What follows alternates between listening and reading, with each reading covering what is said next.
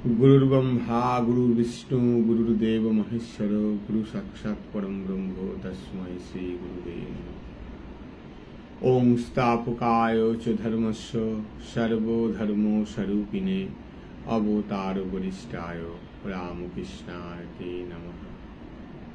नमस्ते जतिराजाय विवेकानंद सूरये सच्चित् सुख स्वरूपाय स्वामिने तापहारिणे जननीं शारदां देवीं रामकृष्णं जगद्गुरुं पादपद्मे तये स्थित्वा प्रणमामि मुहुर्मुहुः। ओम शांति ओम शांति ओम शांति। नमस्कार सकले आमार श्रद्धा प्रणाम भक्ति भालोबासा नेबेन। आजकेर प्राय 20 मिनिट अतिक्रांत आमि क्लास शुरू करछि। सब समय तो और फोने सबकिছু उत्तर দেয়া যায় না, তাই আমাকে একজন হোয়াটসঅ্যাপে প্রশ্ন করেছিল যে কাঁচা আমি আর পাকা আমি কথামৃতে পড়েছি কিন্তু বুঝতে পারছি না দাদা। ঠিক আছে, আমি একটু ক্লাসে আলোচনা করব। তো আজকে এটা দিয়ে শুরু হোক, তারপরে মা যা করাবেন সেটা হবে। তব কথামৃতম তপ্ত জীবনং कविभिरीतं कल्मषापोहं श्रवण मंगलां श्रीमुदादतं भुवि गुणान्ति हे भुरिदा जनाः। আমরা কথামৃতে দেখি শ্রীরামকৃষ্ণ দুটি কথা খুব ব্যবহার করেছেন। খুব ইম্পর্টেন্ট প্রশ্ন যিনি করেছেন, কাঁচা আমি আর পাকা আমি, এই কথা দুটো কথামৃতে শ্রীরামকৃষ্ণ বারবার উল্লেখ করেছেন। দেখুন, খুব ছোট করে যতটা আলোচনা করা যায় অতটা সকলে যেন বুঝতে পারে সেটাই করছি। দেখুন, বিদ্যার অভিমান, ধনের অভিমান, আমার অনেক গুণ আছে, গুণের অভিমান, আমি অনেক বড় বংশের, এই যে বংশ বা পদগৌরবের অভিমান, এই যে অভিমানগুলো, আমি অনেক জ্ঞানী, আমার অনেক ডিগ্রি, আমার অনেক পয়সা আছে, অনেক ধন সম্পদের মালিক আমি, এগুলো হচ্ছে কাঁচা আমি। এগুলো আমি, কিন্তু এগুলো কাঁচা আমি। এই কাঁচা আমিটাকেই শুদ্ধ ভাষায় যদি আমরা বলি সেটা হচ্ছে অহংকার। এই কাঁচা আমিটাকেই ঠাকুর বলেছেন জঞ্জাল। সহজ সরল ঠাকুর তো সহজ সরল ভাবে বলেছে যে আমি মরিলে ঘুচিবে জঞ্জাল, যে আমাদের ভেতরের আমি অর্থাৎ অহংকার মরলে আমাদের এই জঞ্জালটাই আমাদের যত জ্বালাচ্ছে। কিন্তু এর ঊর্ধ্বে যে আরেকটা আমি আছে, আমাদের লক্ষ্য সেই আমিতে যাওয়া। সেই ঊর্ধ্বের আমিটাকে আমরা ভুলে যাই। সেটাই কথামৃতের পাতায় বারবার শ্রীরামকৃষ্ণ মনে করিয়ে দিচ্ছেন। এইটা জয় করতে পারলে আমরা মায়াকে জয় করতে পারি। মায়াকে জয় করতে পারলে আমার ছেলে পুলে, সংসার, ঘর দোর, ওই যে বিদ্যা, ধন সম্পদ, আমার অনেক গুণী, আমি অনেক বংশের উঁচু বংশের ছেলে, এইগুলো সব আস্তে আস্তে থাকে, কিন্তু ওটা হয়ে যায় তার, আমার থাকে না। তার ওগুলো সে আমাকে দিয়েছে, আমি কে? এই কাঁচা আমিটা চলে যায়। সেই ঊর্ধ্বে যে একটা আমি আছে আমাদের, সেই আমিটাকে আমরা ভুলে থাকি। সেই আমি আছে বলেই অ্যাকচুয়াল এই আমি কাজ করছে, এই মন কাজ করছে, দেহ কাজ করছে, বুদ্ধি কাজ করছে। সেই আমিটা তাহলে কি? সেই আমিটাই হচ্ছে পরমাত্মা। এই ঊর্ধ্বে যে আমিটা আছে, ওই আমিটাকে যদি আমরা জয় করতে পারি, তাহলে আমরা আমাদের সাধারণত যেগুলোকে কাঁচা আমি বলছে অর্থাৎ অহংকার বলছে, সেই কাঁচা আমি মানে আবারও বলি, বিদ্যার অভিমান, ধন সম্পদের অভিমান, গুণের অভিমান, বংশ এবং পদগৌরবের অভিমান, এই আমিটা কাঁচা আমি। আর কাঁচা আমির ঊর্ধ্বে যে আমিটা আছে, সেই আমিটা হচ্ছে পাকা আমি। সেই পাকা আমিটা হচ্ছে কি, আর পাকা আমিটা আছে কোথায়? আমি আধ ঘন্টা আগে দুঃখ পেয়েছি, আধ ঘন্টা পরে সুখ পাচ্ছি। কোথায় পাচ্ছি? দেহে পাচ্ছি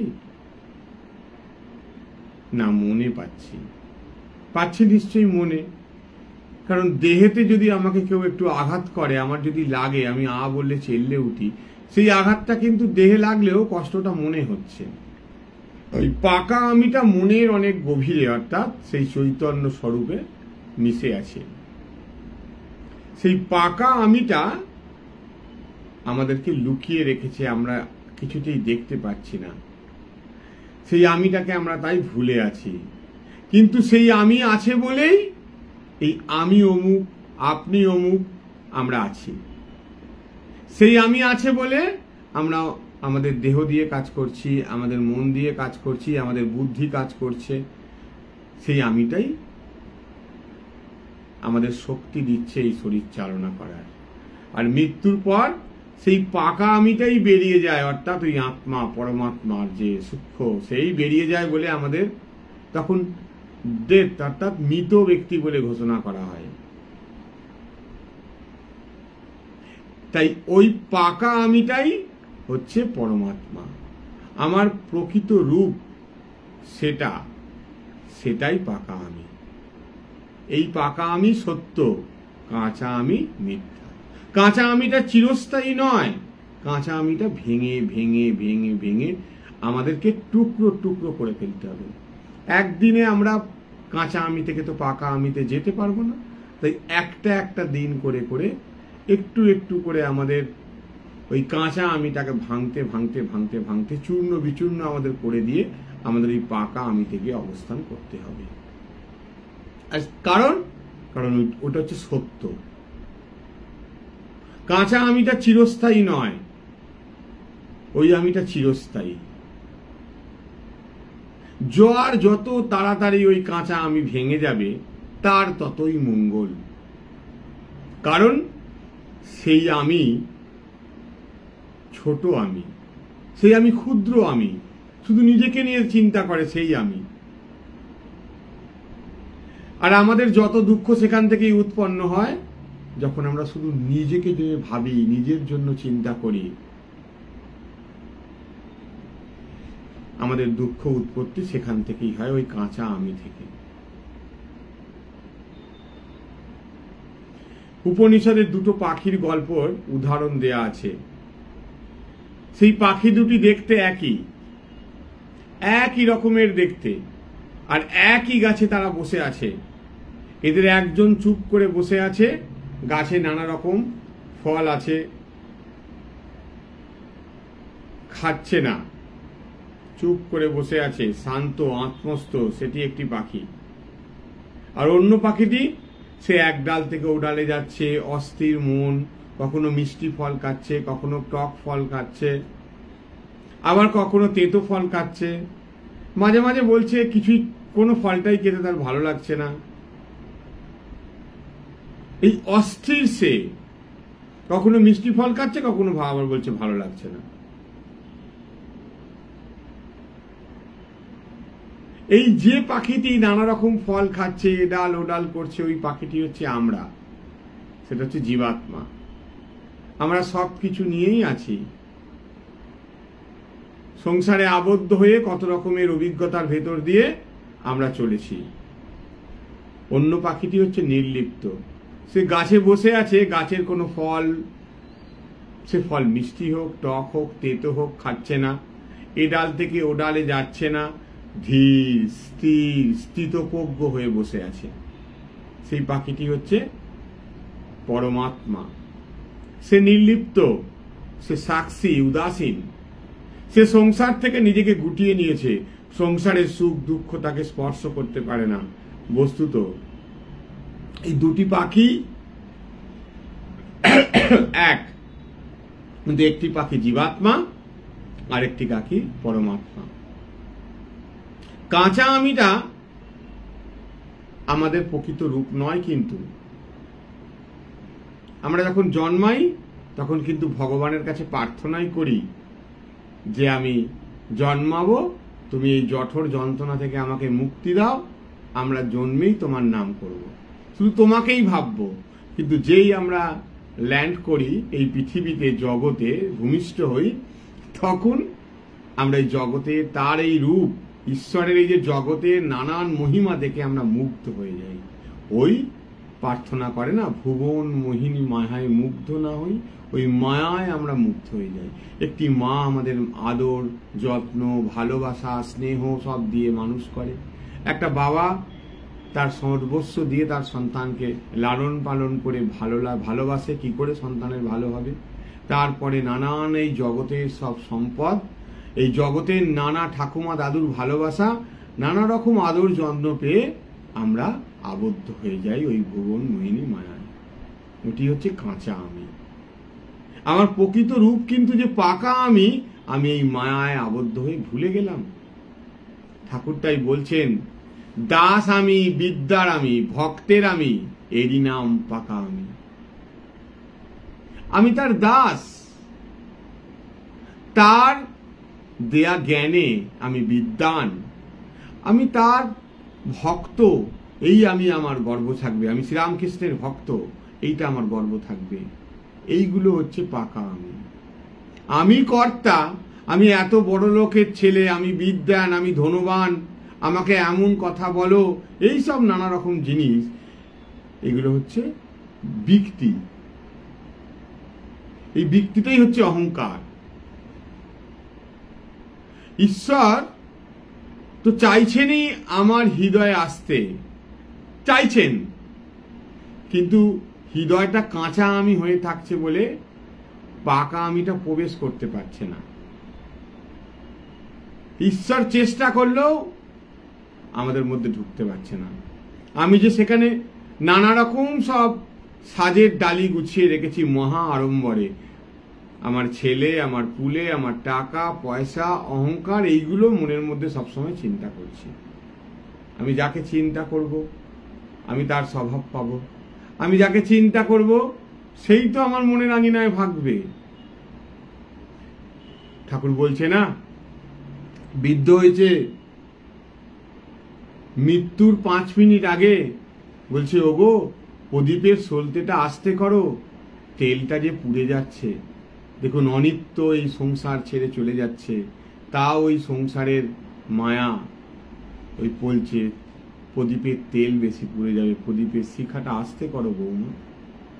সেই নাতির মুখ ধরে ডাকছে আর নাতির কথা মনে পড়ছে।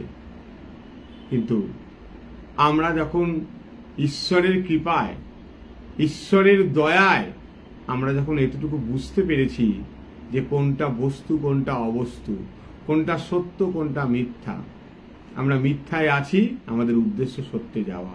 আমরা কাঁচা আমিতে আছি, আমাদের অধিকার আমাদের সত্য অর্থাৎ ওই পাকা আমিতে আমাদের যেতে হবে। ঠাকুর যখন কৃপা করে আমাদের জানিয়েছেন, আমাদের শুধু আমি তার দাস, আমি তার ভক্ত, এইভাবে হনুমানের মতন তার চরণে শরণাগতি নিয়ে চললেই আমরা পাকা আমিতে পৌঁছে যাব। কিন্তু আমরা সবাই বুঝতে পারছি যে আমরা কি জায়গায়, যে যার জায়গায় সে কোন জায়গায় তার ঘড়িটা চলছে, কটা বাজে, যে যার বুঝতে পারছি আমরা, সে সেই জায়গা থেকে তার রান করবে। তাই পাকা আমি হচ্ছে আমাদের জীবনের উদ্দেশ্য। আমরা সবাই কাঁচা আমিতে একটু না একটু জায়গায় আছি, আমাদের উদ্দেশ্য সেইটা। ঈশ্বর তো চাইছেন কিন্তু আসতে পারছেন না, এই জন্য সেখানে সাজিয়ে গুছিয়ে মোয়া আড়ম্বর করে আমরা নিজেকে বসিয়ে রেখেছি। ঈশ্বর এসে দেখছেন কি, তার জন্য কোনো আসনই পাতা নেই। আমাদের হৃদয় ঈশ্বরের জন্য আসনই আমরা পাততে ভুলে গেছি, নিজের আড়ম্বর সাজাতে সাজাতে। তার জন্য কোনো স্থান কি খালি নেই? তার জন্য যে একটা স্থান খালি রাখতে হবে। ঈশ্বর এসে দেখেন তার আসন নেই, তিনি ফিরে যান। তাই রবীন্দ্রনাথের একটা গানের কলি তিনি বলছেন, দ্বার ভেঙে তুমি এসো মোর প্রাণে, আমার এমনই প্রকৃতি যে আমি দুয়ার বন্ধ রাখবই। কিন্তু প্রভু, তুমি দরজা বন্ধ দেখে ফিরে যেও না, তুমি কৃপা করে দুয়ার ভেঙে আমার হৃদয়ে এসো। আমার আমিকে তুমি কৃপা করে মুছে দাও, এই কাঁচা আমিকে ঠাকুর। আবার অন্য জায়গাও বলেছেন, বজ্জাত আমি, হাজার বিচার করো আমি আর যাই না। কিন্তু আমরা যদি খুব ভালো করে অনুধাবন করি, অনুধাবন করলে আমরা এটাও বুঝতে পারবো যে স্বামীজি দেববাণীতে যে কথাগুলো বলেছেন সেটা হচ্ছে ওই মায়া। ওই কাঁচা আমি থেকে আমরা যেতে পারছি না পাকা আমিতে। কাঁচা আমির মধ্যেই আমি আমি করে আমার এই আমার অমুক আমার তমুক করে হাবুডুবু কাচ্ছি মায়া।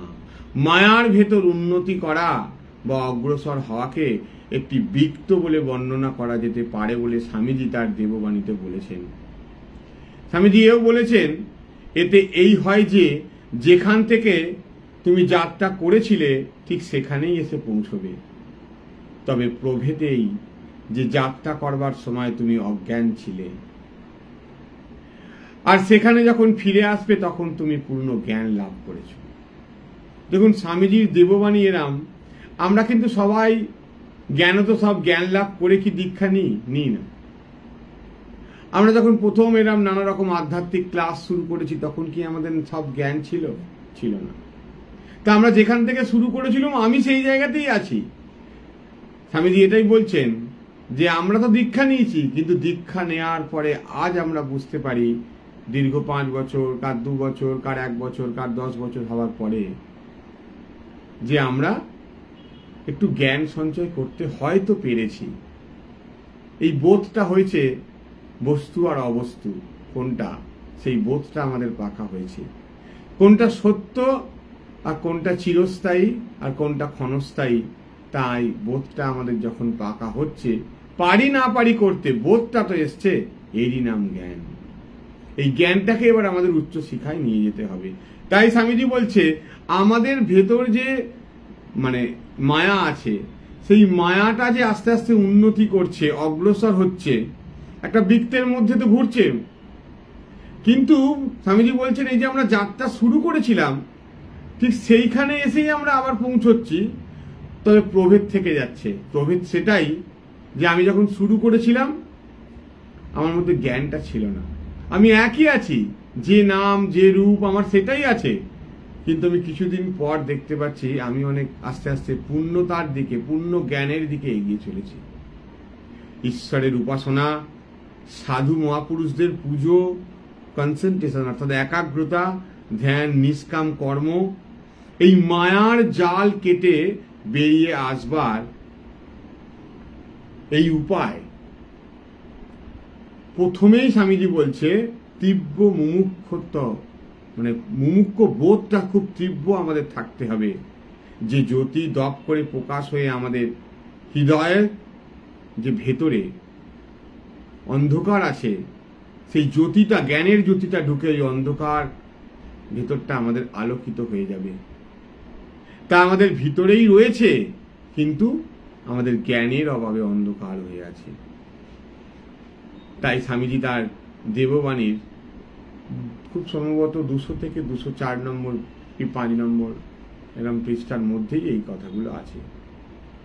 দেখুন, আমরাও যে নানা রকম পরিস্থিতিতে পড়ি, অনেক সময় আমরা ভাবি আমি এত ভালো কি করে আমার এরম হলো, এইটা নিয়ে আমরা খুব দুঃখ পাই, তাই তো? এই 3টে অ্যাঙ্গেল, আমরা নানা রকম পরিস্থিতির মধ্যে পড়ে দুঃখ পাই।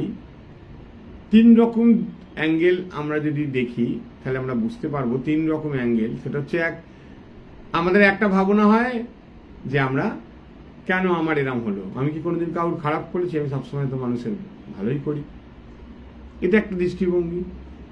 আর একটা দৃষ্টিভঙ্গি হয় আমারই কোনো কর্মের ফলে হয়তো এটা হচ্ছে। আর একটা উচ্চ দৃষ্টিভঙ্গি যেটা হচ্ছে এরকম পরিস্থিতির মধ্যে এই জন্যই পড়লাম রামের ইচ্ছায়, অর্থাৎ মায়ের ইচ্ছায়, ঠাকুরের ইচ্ছায়, ঈশ্বরের ইচ্ছায়। কেন? কারণ পরিস্থিতিকে আমাদের ধন্যবাদ দেওয়া উচিত। কারণ পরিস্থিতি আমাদেরকে অনেক সময় বুঝিয়ে দেয় যে কে আপন কে পর, ঠিক কিনা? এই পরিস্থিতিকে এই জন্যই আমি ধন্যবাদ দিতে চাই। এই পরিস্থিতি কিন্তু আমাকে মানুষ করছে। এই পরিস্থিতি আমাকে কে ভালো কে মন্দ, কে আপন, কোনটা ভালো কোনটা মন্দ আমাকে সব শিখিয়ে দিচ্ছে। আপনজন, বেঈমান, স্বার্থপর, নানা রকম পরিস্থিতির মধ্যে দিয়ে আপনি মানুষগুলোকে চিনতে পারছেন। এই ঈশ্বর আমাদেরকে এই বিপদগুলো দেয়, আমাদেরকে কেটে কেটে কেটে কেটে, যেমন সোনা পুড়িয়ে পুড়িয়ে পাকা সোনা হয়, আমাদের নানা রকম প্রবলেমের মধ্যে দিয়ে আমরা নানা রকম জিনিস অভিজ্ঞতা সঞ্চয় করতে পারি এবং সেই অভিজ্ঞতার মাধ্যমেই আমরা অনেক জ্ঞান লাভ করতে পারি। আমরা অনেকেই অন্ধকারকে ভয় পাই, অন্ধকারে যাব না বাবা, অন্ধকারে ভূত আছে। বা আমাদের জীবনে যখন খুব দুঃখের, খুব কাছের কোনো মানুষ আমাদের ছেড়ে চলে যায়, আমরা খুব দুঃখ পাই। মনে হয় জীবনটা আমার দুর্বিষহ, অন্ধকার হয়ে গেছে। যাকে দেখে আমি ঘর সংসার ছেড়ে এসেছিলাম সে আমার সঙ্গে এরকম ব্যবহার করছে, এটা একটা দুঃখ। যাকে দেখে আমি ঘর সংসার ছেড়ে এসে এত সুখ, এত সুন্দর একটা সাম্রাজ্য সৃষ্টি করেছিলাম, আজ সে আমায় ছেড়ে চলেই গেল, মানে মারা গেল। এই নানা রকম অন্ধকার পরিস্থিতি আমাদের জীবনে আসে। কোনো সময় আমরা দেখি আজ যে রাজা কাল সে ফকির, এই অন্ধকারও আমরা দেখতে পাই। কিন্তু স্বামী সোমেশ্বরানন্দজি একটি দারুণ কথা বলতো। তিনি বলতো, অন্ধকারকে ভয় পেলে রাতের সৌন্দর্যকে দেখা যায় না। জীবন প্রসঙ্গে আমরা কিন্তু একই কথা বলতে পারি, এটা স্বামী সোমেশ্বরানন্দজি বলতো। আমাদের জীবনে যে দুঃখ আসছে, অন্ধকারময় একটা পরিস্থিতি আসছে, এর মধ্যে দিয়ে কিন্তু আমরা একটা অভিজ্ঞতা সঞ্চয় করছি না? ওই রাতের একটা সৌন্দর্য যেমন আছে, রাতকে আমরা ভয় পাই, অন্ধকারকে ভয় পাই, কিন্তু অন্ধকারের একটা সৌন্দর্য আছে মহারাজ বলছেন। তেমনি আমাদের জীবনের একটা অন্ধকারময় সময়, তারও একটা সৌন্দর্য আছে। সেই সৌন্দর্যটা কি? শিক্ষা। সেই সৌন্দর্যটা কি? অভিজ্ঞতা, যা আমাকে জীবনে লক্ষ্যে পৌঁছতে সাহায্য করবে। রামকৃষ্ণ মিশন দেখবেন, সব অর্গানাইজেশন যত এই পৃথিবীতে আছে, সব ট্রাস্ট, সোশ্যাল অ্যাক্ট, নানা রকম ভাবে, তো পাড়ায় দেখবেন নানা রকম ক্লাব, প্রতিষ্ঠান, কোনো অর্গানাইজেশন যাদের সেবা কাজ হয়, অ্যাম্বুলেন্স আছে, ডিসপেন্সারি আছে, হসপিটাল আছে, নানা রকম আছে। তো দেখবেন ওখানে লেখা থাকে কি? ওখানে লেখা থাকবে সেবামূলক প্রতিষ্ঠান, তাই তো? সোশ্যাল অর্গানাইজেশন লেখা থাকে না? Social organisation. কিন্তু রামকৃষ্ণ মঠ ও মিশন, এই তার সিম্বলটা, ওটা কিন্তু আমাদের জীবন। আমি কেন বলছি এই কথা? সাধারণ মানুষ যখন বলে সোশ্যাল অর্গানাইজেশন, রামকৃষ্ণ মঠ ও মিশন ঠাকুরমা স্বামীজির আশীর্বাদ এবং স্বামীজির দ্বারা আজও পরিচালিত, ঠাকুরমা স্বামীজির দ্বারা প্রতিষ্ঠিত। স্বামীজি কিন্তু বলেছিল সোশ্যাল অর্গানাইজেশন নয়, সোশ্যাল সার্ভিস অর্গানাইজেশন। আমরাও নিজেরা কিন্তু যে জীবনে এসছি, আমাদেরও একটা সোশ্যাল সার্ভিস অর্গানাইজেশন আমাদের ভেতরেই আছে। যারা ঠিক ঠিক রামকৃষ্ণ মিশনের ভাবধারায় চলে, তাদের জীবনের নিজের কোনো কিছুর থেকেও সোশ্যাল সার্ভিসের একটা দিকে তাদের একটা বিশেষ দৃষ্টিভঙ্গি থাকে। সবাই বলছে সেবামূলক প্রতিষ্ঠান, কিন্তু রামকৃষ্ণ মঠ ও মিশন বলে সোশ্যাল সার্ভিস অর্গানাইজেশন, অর্থাৎ সমাজ সেবামূলক প্রতিষ্ঠান। কিন্তু আরো ডিফারেন্স দেখুন, রামকৃষ্ণ মঠ ও মিশন কিন্তু সামাজিক অর্গানাইজেশন বা সোশ্যাল সার্ভিস অর্গানাইজেশন, এটা পরে। আগে কি? আগে হচ্ছে স্পিরিচুয়াল অর্গানাইজেশন, আধ্যাত্মিক প্রতিষ্ঠান। তার কারণ আমরা অনেক পয়সা করে নিলাম, দুর্গাপুজোর সময় আমার নিজের টাকাতেই হয়তো 100 কম্বল কিনলাম, আমি স্টেজের উপর দাঁড়িয়ে গেলাম, 100 জনকে নিচে দাঁড় করালাম, আমি স্টেজ থেকে দাঁড়িয়ে তাদেরকে কম্বল দিলাম। সেবা হলো না, অহংকার হলো, আমিত্ব এলো, আমার ধনের, আমার সম্পদের, আমি কম্বল কিনেছি, আমি গরিবের উপকার করলাম, নানা রকম কথা চলে আসছে, যা আমাদের রামকৃষ্ণ স্বামী বিবেকানন্দ ভাবধারায় একদমই বেমানান। হেল্প কথাটাই স্বামীজি তুলে দিতে বলেছিল জীবনের ডিকশনারি থেকে। কারণ আমরা যদি কাউকে কিছু দিই, আমরা মনে করি যে সে আমাকে সুযোগ দিচ্ছে দেয়ার, অর্থাৎ সে আমার কাছে দেবতা। তাই আগে স্পিরিচুয়াল অর্গানাইজেশন, আগে আধ্যাত্মিক প্রতিষ্ঠান রামকৃষ্ণ মিশন, পরে সোশ্যাল সার্ভিস অর্গানাইজেশন। আমরা প্রথমে সাধু হব, পরে আমরা সমাজ সেবা করব। আমরা যদি নিজের জীবন গঠন করতে না পারলাম, তাহলে আমরা কি করে সমাজ সেবা করব? আজকে আমরা দেখতে পাচ্ছি সমাজের কি অবস্থা, চারদিকে কান পাতলেই শুনতে পাচ্ছি, তার আমি মুখে বলছি না, মুখে বলার মতন অবস্থা নেই। শিক্ষক আজকে শিক্ষা দেওয়ার কথা, যাদেরকে আমরা বিশ্বাস করে যাদের কাছে পাঠাচ্ছি যে শিক্ষকের কাছে আমার সন্তানরা শিখবে, শিক্ষা কথা অর্জন করবে, দেখা যাচ্ছে তারা কোনো রকমভাবেই শিক্ষাগত যোগ্যতাই নেই। শিক্ষাগত যোগ্যতা ছাড়া সাদা পাতা জমা দিয়ে নাকি তারা শিক্ষকতা পেয়েছে টাকার বিনিময়ে। আজকে সমাজটা এই জায়গায় দাঁড়িয়ে আছে, কারণ একটাই, তারা স্পিরিচুয়াল নয়, তাদের জীবনটা স্পিরিচুয়াল নয় বলে তারা এই অন্যায় কাজটা করেছে। তো স্পিরিচুয়াল না করে যদি কেউ রাজনীতি বা সমাজ সেবা করতে যায়, সে কখনোই তার লক্ষ্যে পৌঁছতে পারবে না। তার দ্বারা জগতের মঙ্গল কোনোদিনই হবে না, অমঙ্গলই হবে। তাই আমাদের জীবনটাকে আগে আধ্যাত্মিক করতে হবে, তারপরে সোশ্যাল সার্ভিস অর্গানাইজেশনের জন্য সামাজিক সেবায় আমাদের কাজে লাগাতে হবে। নাহলে সমাজ সেবাটা কি, তার সমাজ সেবাটার যে নাম পূজা, সেটা সে বুঝবে না। প্রথমে আমাদের লক্ষ্য ঈশ্বর লাভ, আত্মমুক্তি, পরে জগতের কল্যাণ। আবার সেই কল্যাণটাও কল্যাণ হিসাবে নয়, তার মাধ্যমে আমার ঈশ্বর লাভ বা মুক্তি হবে, তাই জগতের কল্যাণের জন্য চেষ্টা, আর কিছুই নয়। কারণ একটাই, আমাদের জীবনের উদ্দেশ্য এবং জীবনের উদ্দেশ্যে নিজেকে পৌঁছে নিয়ে যাওয়া। আমাদের জীবনের চরম উদ্দেশ্য আনন্দ পাওয়া, শান্তি পাওয়া। তার পেছনে সবাই ছুটছে। কেউ ভাবছে আমি অনেক অর্থ সম্পদ চুরি করে বড়লোক হয়ে শান্তি পাবো, কেউ ভাবছে আমি অনেক পাওয়ার সঞ্চয় করে শান্তি পাবো। কিন্তু যারা স্পিরিচুয়াল ম্যান, তারা জানে এই জগতে শান্তির খোঁজ ভেতরে, বাইরে নেই। বাইরের সবকিছুই ক্ষণস্থায়ী, বাইরের সবকিছুই ক্ষণস্থায়ী। আবার একটু যদি আমরা জ্ঞান সঞ্চয় করি, আমরা দেখতে পাবো আমাদের ভেতরের যে দুঃখ, ব্যথা, বিপদ, বেদনা, সুখ, আনন্দ, এটাও ক্ষণস্থায়ী।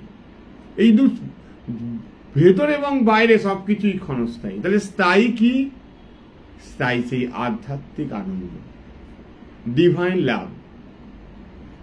আধ্যাত্মিক আনন্দ যে পেয়েছে, সে কিন্তু সবসময় একটা ভেতরে ভেতরে সুখ, শান্তি, আনন্দ ফিল করবে। এই জগতের সবকিছু যখন ক্ষণস্থায়ী, জগতের সম্পদে তো আমার চলে গেলেই হলো, দরকার। কারণ ওটার প্রতিও আমার অধিকার আছে, কারণ ওটা কাউর নয়, ওটা ঈশ্বরের, জগতের। তাই জগৎ থেকে আজকে আমরা যে এত গরমে কষ্ট পাচ্ছি, কেন না? আজকে জগৎ থেকে আমরা কি চুরি করেছি? অক্সিজেন চুরি করেছি, গাছগুলোকে কেটে দিয়েছি, কুকুরগুলোকে বুঝিয়ে আমরা নিজেদের বাসস্থান বানিয়েছি। আজকে তার কর্মফল আমাদের পেতে হচ্ছে। জগৎকে আমরা কিছু দিইনি, জগৎকে আমরা নিধন করেছি। তা আমরা কি ধন আর পাবো? আমরাও সেই নিধন পাচ্ছি, গরমে কষ্ট পাচ্ছি। এই ক্ষণস্থায়ী জীবন, ক্ষণস্থায়ী জগৎ এবং আমাদের ভেতরের যে দুঃখ, বেদনা, ব্যথা, যে যাই পাই না কেন, কতক্ষণ স্টে করে, ওটাও ক্ষণস্থায়ী। আমাদের খুব বিপদ, ওটাও ক্ষণস্থায়ী। কোনো কিছুই আমরা আমাদের জীবনে স্থায়ী নয়। আমরা জীবনের উদ্দেশ্যটা যদি এতটুকু অনুভব করতে পারি, আর শ্রীকৃষ্ণ গীতায় যেটি বলেছে যে হে অর্জুন, এ পার্থ, তুমি আমার শরণাপন্ন হও, তুমি আমার শরণাপন্ন হও, তোমার সবকিছু আমি করে দেব। আমরা যদি নিজে নিজে কিছু করতে যাই, নিজে নিজে যদি নিজের ভালোটা বুঝতে চাই, যদি ভগবানকে আমরা স্যালেন্ডার না করি, তাতে ভালো?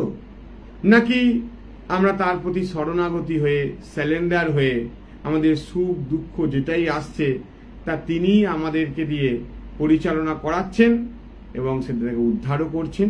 এই নানান একটা সুন্দর ভাব দৃষ্টিভঙ্গি নিয়ে যদি চলি, তার শরণাপন্ন হয়ে তাকে কাজ করার সুযোগ যদি একটু দিই। আমরা তাকে তো কাজ করার সুযোগ দিই না। সে আমাকে দিয়েছে, সে হয়তো আমাকে দিয়েছে 10 লক্ষ টাকা, তাও আমি আরো 10 লক্ষ টাকার জন্য লক্ষ্যে ঠকিয়ে নিয়ে আসছি বাড়িতে। পরিণামে আমার তিহার জেলে স্থান হচ্ছে। এই যে আমি সে আমাকে দেয়া সত্ত্বেও আমি আরো জগৎ থেকে চেনাচ্ছি, সেইটা করতে গিয়ে কি হচ্ছে, ভগবান যে আমাদের জন্য কাজ করবে সেই কাজটা সে করতে পারছে না, তার কাজটা ব্যাহত হচ্ছে। তাই তাকে কাজ করতে দিতে হবে। আজকে কি হয়, আজকে আমাদের সবচেয়ে বড় সর্বনাশ কি না, আমরা নিজেদের ভুল ত্রুটি কিছুতেই স্বীকার করতে চাই না। এই পৃথিবীতে সবচেয়ে ভালো দৃষ্টিশক্তি কার? যে নিজের ভুল ত্রুটিগুলো দেখতে পায় তার। সবচেয়ে ভালো দৃষ্টিশক্তি তার। আমরা সবসময় অপরের দোষ দেখছি। মা দেখুন এক কথায় বলে গেছে, দোষ দেখবে নিজের যদি শান্তি চাও। তাই সবচেয়ে বেশি শক্তিশালী দৃষ্টি হচ্ছে নিজের ভুল ত্রুটিগুলো দেখতে পাওয়া। কিন্তু আমাদের ভেতরে প্রচুর অভিমান আছে, ওই কাঁচা আমি আছে, এখান থেকেই যত সমস্যা হচ্ছে। অভিমান শূন্য, ঠাকুর বলছেন এটা, অভিমান শূন্য হওয়া বড় কঠিন। পেঁয়াজ রসুন যদি আমরা ছেঁচে কোনো পাত্রে রেখে তারপর পাত্রটিকে শতবার ধুয়ে ফেললেও সেই পেঁয়াজ বা রসুনের গন্ধ সেই পাত্রটি থেকে যায় না, সেই রকম অভিমানের লেশ কিছু না কিছু আমাদের মধ্যে থেকেই যায়। কিন্তু এটা কাটবে কি করে? এই কাটার সহজ উপায় হচ্ছে তার প্রতি শরণাগতি, স্যালেন্ডার, তার উপর নির্ভর করতে হবে। আর নাম জপতে জপতে মা বলছেন ইন্দ্রিয়গুলোর অনিষ্ট শক্তি নষ্ট হয়ে যাবে। ধ্যান জপ ঈশ্বর চিন্তা ও সৎ কাজ করলে পাপ কেটে যায়। ইষ্টে যার সর্বদা মন থাকে তার কখনো অনিষ্ট হয় না। তা আমাদের অনিষ্ট আর কি? সবচেয়ে বড় অনিষ্ট, আমি যদি কাঁচা আমি থেকে যাই তাহলে আমি সারা জীবন দুঃখ পেয়ে যেতে হবে। আমি যদি অভিমানী হই, অহংকারী হই, আমি নিজেই আমার দুঃখ সৃষ্টি করছি, সারা জীবন ওই দুঃখটাকে বহন করে চলতে হবে। আর আমার ইষ্ট যদি আমার মন থেকে সর্বদা ওই কাঁচা আমিটাকে, আমার অভিমানটাকে আস্তে আস্তে সরিয়ে দেয়, ঠিক আছে আমার সঙ্গে কথা বললো না, তা কি হয়েছে, আমি যেতে করে কথা বলবো, এই অভিমানে আমরা ভুগি, কষ্ট পাই না, তাহলে এর সৃষ্টি কিন্তু কষ্টটা আমাদের। স্বামীজি এক কথায় বলেছে, যদি তাকে তোমার পছন্দ, যে চিন্তা করলে তোমার মনে দুঃখ আসছে, কষ্ট আসছে, যার চিন্তা করলে তোমার মনটা ডাস্টবিন নয়, উবড়ে ফেলে দাও তাকে মন থেকে। সেই রকমই আমাদের কাঁচা আমির বাইরে যেতে হবে।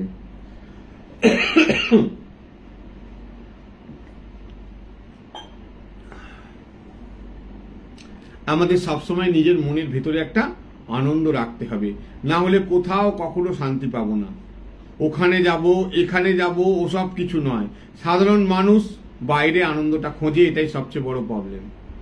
আর যারা মানুষের মতন মানুষ, যারা ঠিক ঠিক জ্ঞানী, তারা খোঁজেন সুখ দুঃখ, তারা আনন্দটা খোঁজেন ভেতরে। এটাই হচ্ছে আসল কথা। অন্তরের আনন্দ যে খুঁজে পাবে, তার আর কেউ মিষ্টি কথা বললো, কেউ রেগে কথা বললো, কেউ ঝাল কথা বললো, কেউ টক কথা বললো, কেউ তেতো কথা বললো, কোনো কিছুই গায়ে লাগবে না। সে সর্বদা আনন্দ থাকবে। আর যদি আমরা কারোর কাছ থেকে কিছু না চাইবার অভ্যাসটা যদি সাধারণ মানুষের থেকে আমরা ছেড়ে দিই, নিজের লোকের কাছ থেকে কোনো এক্সপেকটেশন যদি ছেড়ে দিই, দাতার ভূমিকা যদি নিতে পারি, তাহলে সব সময় আমরা আনন্দে থাকতে পারবো। সব সময় আমরা এ আমায় ওটা দিল না, ও আমার জন্য ওটা করলো না, এই এক্সপেকটেশন থেকেই আমাদের যত দুঃখ। আমরা সন্তানের কাছ থেকেও অনেক সময় এক্সপেকটেশন করে থাকি, ভাবছি হয়তো একটু আসবে, আমার সঙ্গে কথা বলবে, নানা রকম যে যার দৃষ্টিভঙ্গি থেকে একটা এই যে ব্যাপারটা, এই ব্যাপারটা যে বুঝতে পারবে সে হচ্ছে গ্রহীতা নয় দাতা। আমরা কিছু চাইছি মানেই আমরা গ্রহীতা, কিছুই চাইবো না, একজনের থেকেই চাইবো যে দিতে পারে। সবাইকে দিয়ে যাব, আমি কিছু নেব না। তৃপ্তি হচ্ছে না, মন ধুধু করছে, শুধু তাকে পাবার জন্য আনচান কি আমাদের করছে? যদি শুধু তাকে পাবার জন্য আমাদের মনটা আনচান করে, ওটাই কিন্তু ঈশ্বরের প্রতি অনুরাগ বা ভালোবাসা। আর ওটাই দরকার আমাদের জীবনে, ওটাই শ্রেষ্ঠ। যার মধ্যে এটা জাগ্রত হয়েছে, শুধু তোমাকে চাই, শুধু তোমাকে চাই, শুধু তোমাকে চাই, রাত দিন তোমাকে চাই, সকালে বিকালে তোমাকে চাই, সন্ধে রাত্রিরে তোমাকে চাই। বাইরে নয়, বাইরে কাজ করতে হবে। ঠাকুর বলেছেন না, সংসার করেছো তাতে দোষ কি, কিন্তু মনে সাধুতা রাখো। আমরা বাইরে গেরুয়া পরবো না, কিন্তু ভেতরে আমাদের একটা গেরুয়া রাখতে হবে। সব কাজ করব, কিন্তু এই কচ্ছপের মতন যেখানে ডিম পেড়েছে সেখানে মনটা থাকবে। তাই আমাদের মনটা যত দুদু করবে, ইসপিস করবে, কিসের জন্য? তাকে পাওয়ার জন্য। এই আনচানানি যে করছে মনটা, আমার সন্তানের জন্য নয়, কোনো সম্পদ পাওয়ার জন্য নয়, কোনো জমি বাড়ি পাওয়ার জন্য নয়, ভালো চাকরি পাওয়ার জন্য নয়, তাকে পাওয়ার জন্য। দিস ইজ অনুরাগ, ওটাই ভালোবাসা। এই অনুরাগই আমাদের আসল দরকার। এটা আমার কথা নয়, এটা স্বামী ব্রহ্মানন্দজি বলছেন। আর এইটা পেতে গেলে আমাদের কাছে সেই ক্ষমতা কি আছে, সেই পাওয়ার আছে? নেই। আমাদের কাছে 220 ভোল্ট আছে, সেই ভোল্টে বড় মেশিন চলবে না, 440 ভোল্ট নেই। তাই শরণাগতি, তার প্রতি শরণাগতি। ঠাকুরকে বলতে হবে, একটা কথা বলে শেষ করছি, ঠাকুরকে বলতে হবে, জীবন দিয়েছ তুমি, মৃত্যুও দেবে তুমি, এতে কোনো সন্দেহ নেই। জীবন মৃত্যুর মাঝারে এই তরি, সেও সেই তরিটা বইবেও তুমি। এই পুরো দায়িত্ব আমাদের ঠাকুরকে দিতে হবে। জয় ঠাকুর, জয় মা, জয় স্বামীজি। সবাই ভালো থাকবেন। ওং শান্তি, ওং শান্তি, ওং শান্তি। হরি ওং তৎসৎ। শ্রীরামকৃষ্ণ প্রণামস্তু। বেশিক্ষণ টাচটা করলাম না, আমার খুব গলায় লাগছে, প্রবলেম হচ্ছে, শ্বাসকষ্ট হচ্ছে গলা থেকে কথা বলতে গিয়ে। ঠিক আছে, ভালো থাকবেন সবাই। ঠিক আছে।